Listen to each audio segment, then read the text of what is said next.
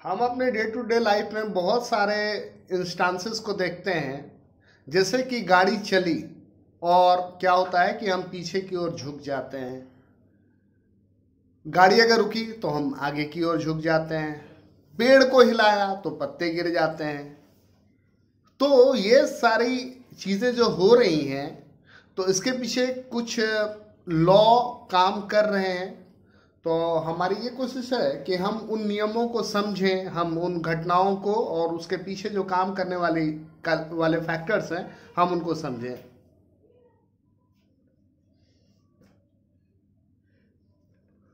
ये आपने क्या देखा कि एक बॉल लुढ़क रहा है, ओके।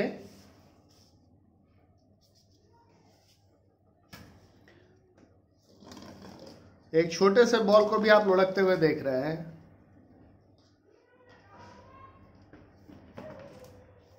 तीसरे बॉल को भी आपने लुढ़कते हुए देखा। शेप चेंज करो।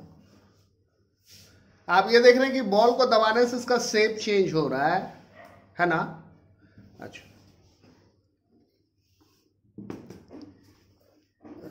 ये एक मैंने वुडन ब्लॉक लिया है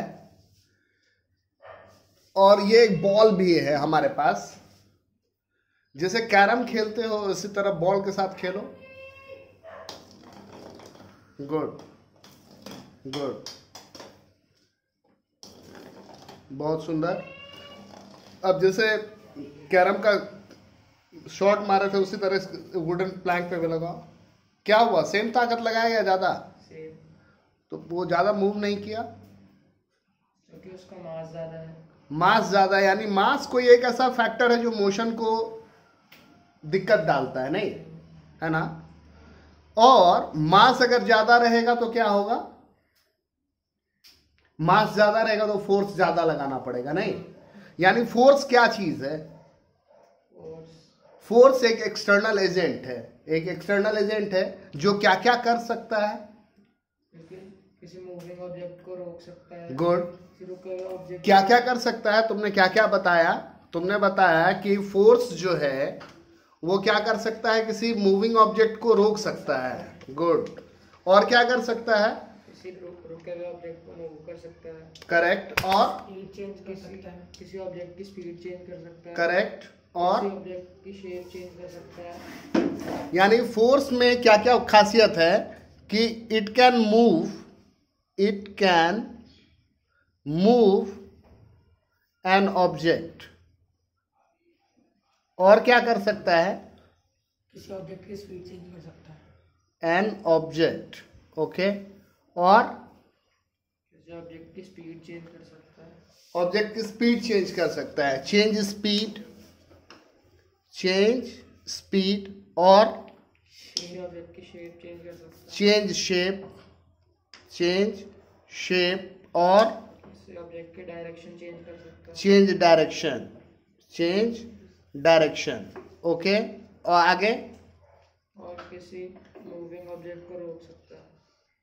ठीक है, यानी क्या कर सकता है? Stop a moving object.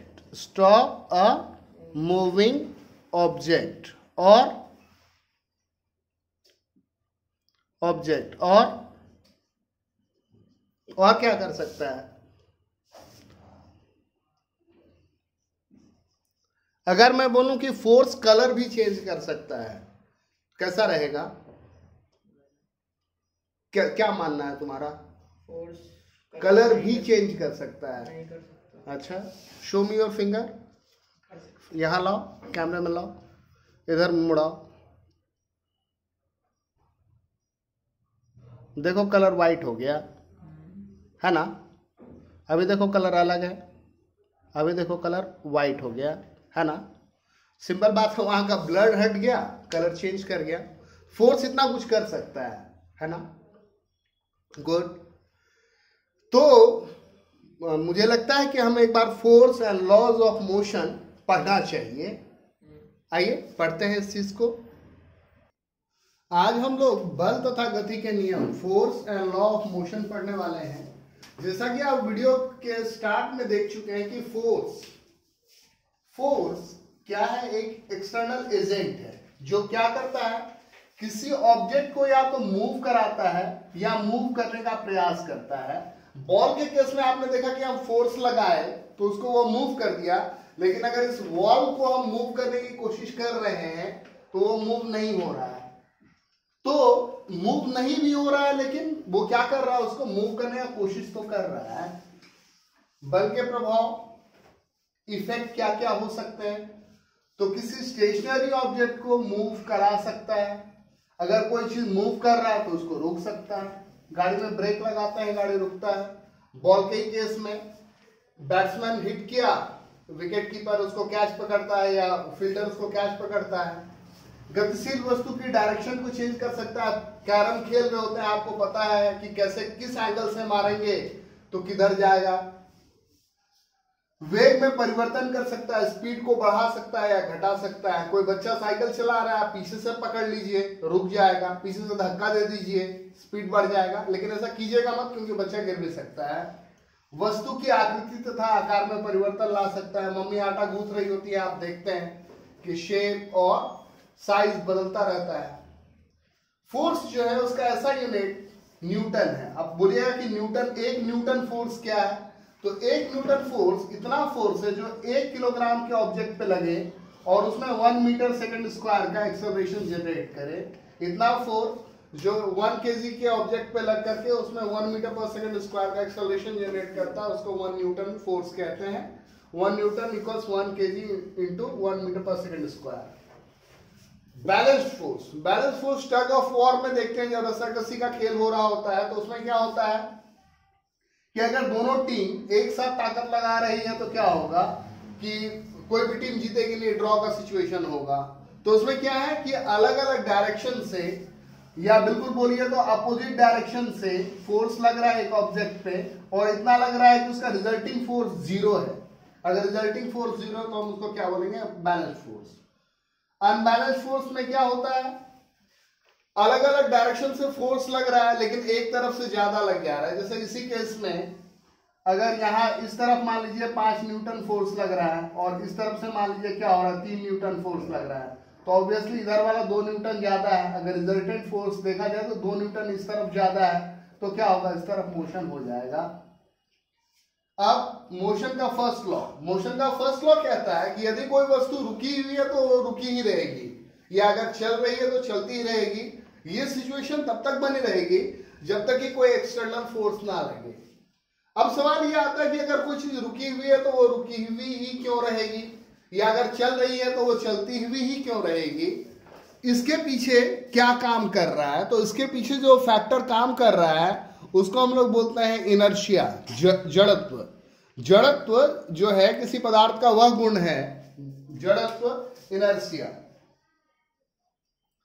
Inertia किसी ऑब्जेक्ट का वो प्रॉपर्टी है जिसकी वजह से अगर कोई वस्तु रुकी हुई है तो वो रुकी हुई ही रहना चाहती है, या अगर मोशन कर रही है तो वो मूव करना ही चाहेगी। और इनर्शिया को हम मेजर कैसे करेंगे? तो किसी वस्तु का जो मास है वो उसके इनर्शिया का मेजरमेंट है। मास ज्यादा होगा, फोर्स ज्यादा लगेगा। जैसे कि आपने वीडियो के शुरू में देखा था कि जब हम वुडन ब्लॉक को मूव कर रहे थे तो छोटे बॉल के कंपैरिजन में ज्यादा फोर्स लगाना पड़ा, या ज्यादा फोर्स लगा करके भी कम मूवमेंट हुआ, कम दूर तक डायरेक्शन तक, कम डिस्टेंस तक वो गया।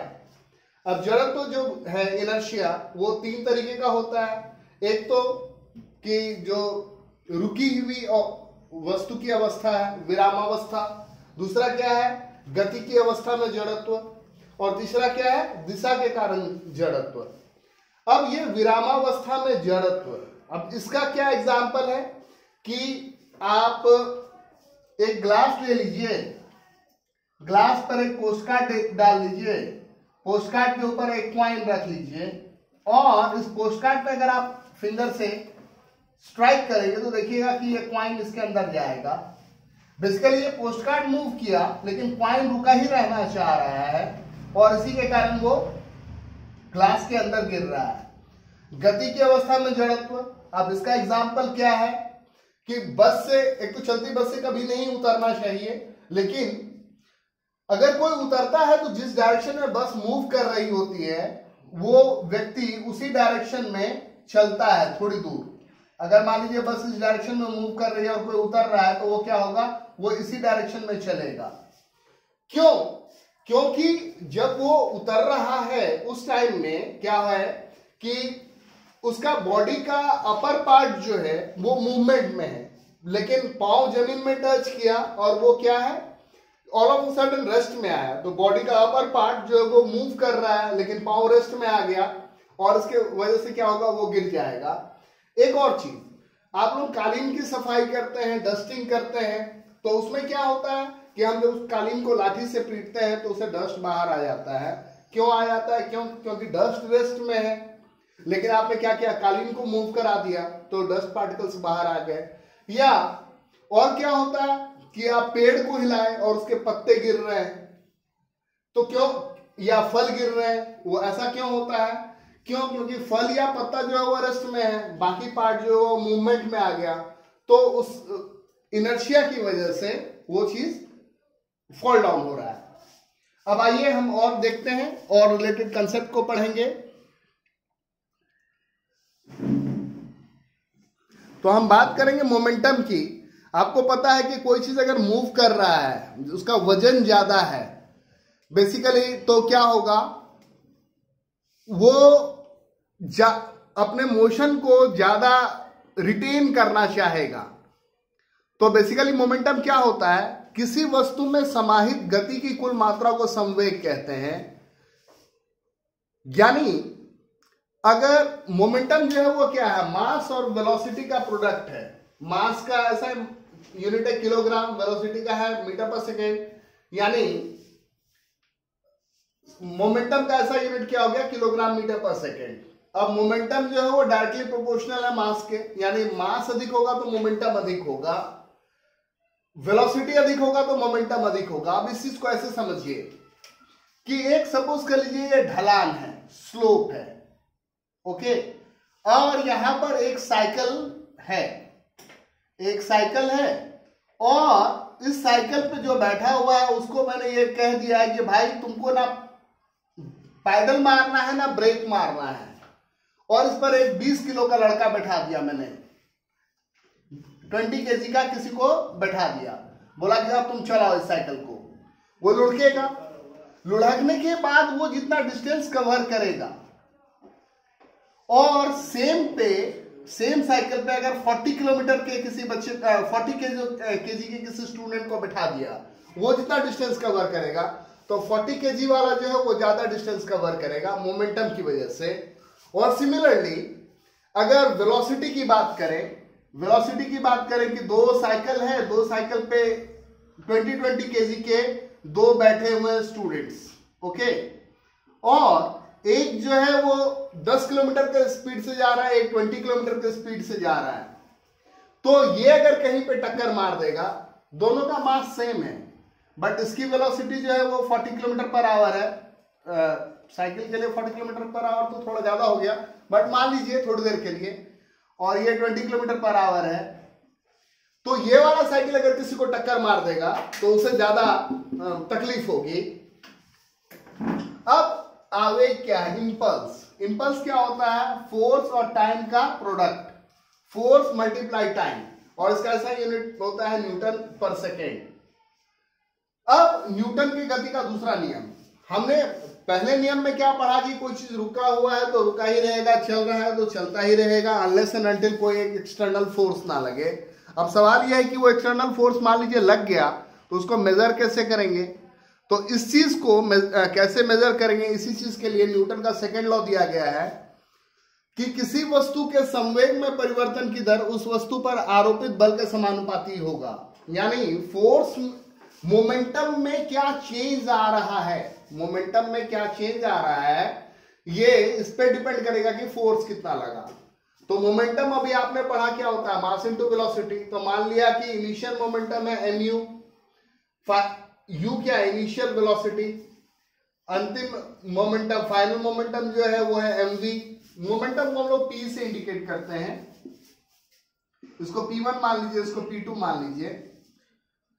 तो अंतिम संवेग क्या है, mv, v जो है वो फाइनल वेलोसिटी है, मास को मैंने कांस्टेंट रखा है, तो यहां पर मोमेंटम में चेंज कितना आया, mv माइनस mu, और अगर इसमें इसका चेंज होने में क्या रेट है उसका, तो उसको क्या करेंगे, टाइम से डिवाइड करेंगे। अब m कॉमन ले लिया तो क्या हो जाएगा v minus you by T, और आपको पता है मोशन के फॉर्मूला से v minus you by T क्या होता है, एक्सेलरेशन होता है, यानी फोर्स इक्वल्स क्या हुआ, मास इनटू एक्सेलरेशन, जो कि हमने शुरू में देखा था।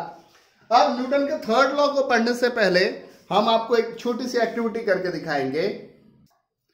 हम यहाँ पे देख रहे हैं कि बॉल को गिराया जा रहा है और बॉल बाउंस बैक कर रही है। ऐसा क्यों हो रहा है, इसी चीज के पीछे हाँ, तो अभी आपने क्या देखा कि एक बॉल को बार बार जमीन पे गिराया जा रहा था और बॉल हवा में आ रही थी वापस।